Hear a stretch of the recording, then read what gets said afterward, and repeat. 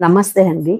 నేను మీ భవానీ కుసుమని. నేను బాగున్నాను. మీరు బాగున్నారనుకుంటున్నాను. అందరం బాగుండాలని ఆ భగవంతుడిని వేడుకుంటూ, ఈరోజు కొన్ని మంచి మాటలు చెప్పుకుందాం.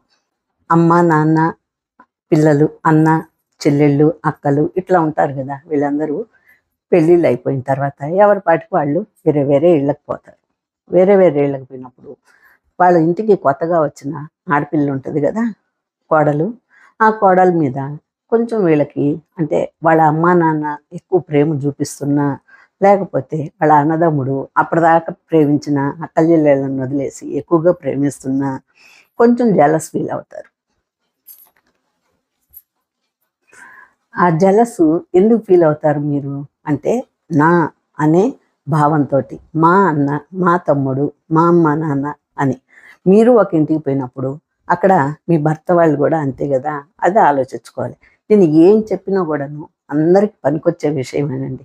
కొంతమంది ఇది రాంగ్గా ఆలోచించుకొని నా మీద కొంచెం బాధగా ఉన్నారు. నాకైతే బ్యాడ్ కామెంట్స్ పెట్టకపోయినా కొంతమంది ముభావంగా ఉంటున్నారు, కొంతమంది వీడియో చూడకుండా అలుగుతున్నారు. వాళ్ళని నిజంగా నేను నా బిడ్డల్లాగే అనుకుంటున్నాను.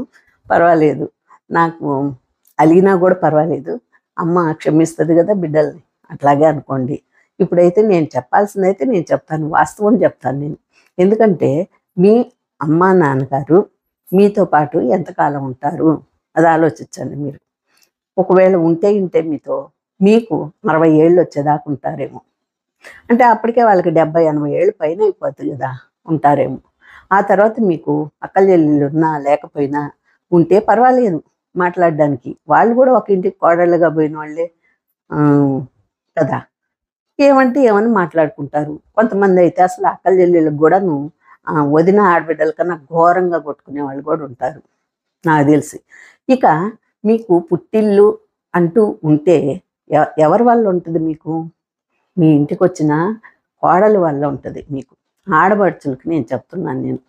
ఈరోజు నా స్వానుభవంతో చెప్తున్నాను నేను. ఎందుకంటే మీకు ఒక పుట్టిల్లు అంటూ ఉండాలంటే మీ వదినతో కానీ మద్దలతో కానీ మీరు బాగుండాలి. అప్పుడే మీకు ఒక పుట్టిల్లు ఉంటుంది. మీ తల్లిదండ్రులు పోయినా, మీ తల్లిదండ్రుల తర్వాత మీ పుట్టిల్లు మీ అన్నదమ్ముల వలన. ఆ అన్నదమ్ముడు కూడా ఏం వాళ్ళ చేతులు ఏమి ఉండదండి. ఆడమనిషి అనుకుంటే ఆ ఇంటికి వచ్చిన ఆ ఇల్లాల మీదే ఉంటుంది ఏదైనా కూడాను.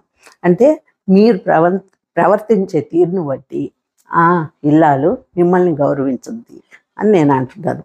ఇక మీరు ఆ వదినతో కానీ మద్దలతో కానీ బాగలేకపోతే ఆ వదిన ఎందుకు చూస్తుంది మిమ్మల్ని? ప్రతి సంవత్సరం ఒక చీర ఎందుకు పెట్టద్ది?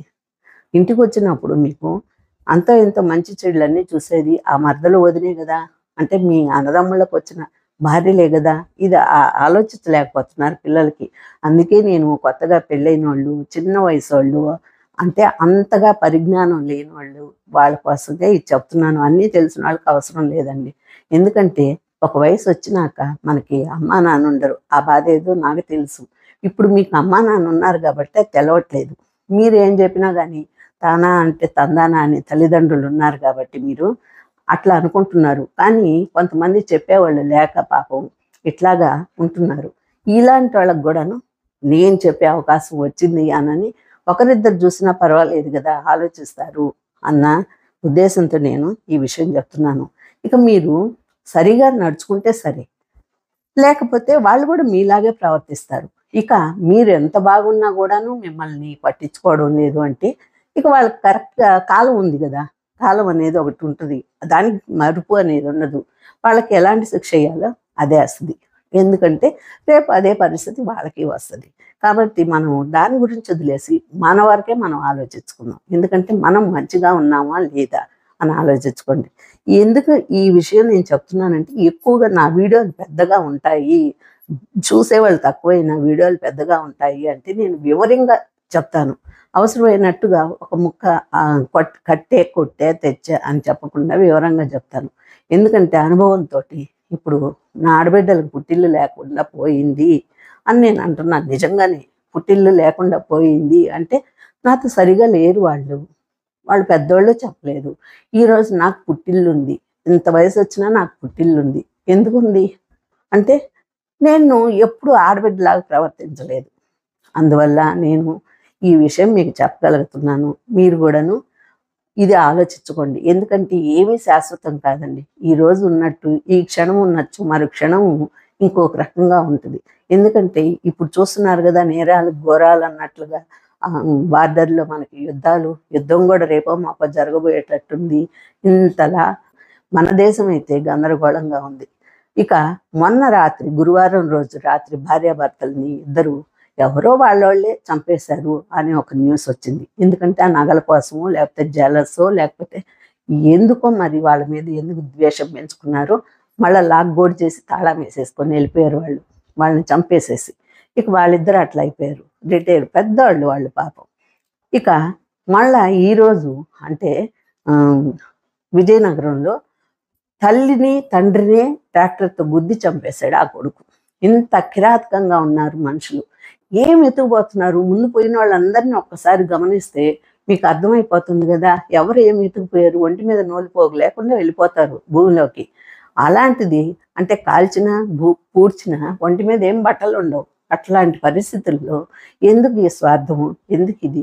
ఉన్నంతకాలం మంచిగా ఉండి మంచి పేరుతో వెళ్ళిపోవడం మంచిది కదా. అట్లాగే నలుగురితో బాగుండి ఇట్లాగా చెడు అనిపించుకోకుండా, వాళ్ళ చేత వీళ్ళ చేత చీచా అనిపించుకోకుండా మంచిగా ఉండిపోవడం మంచిదని ఉద్దేశంతో.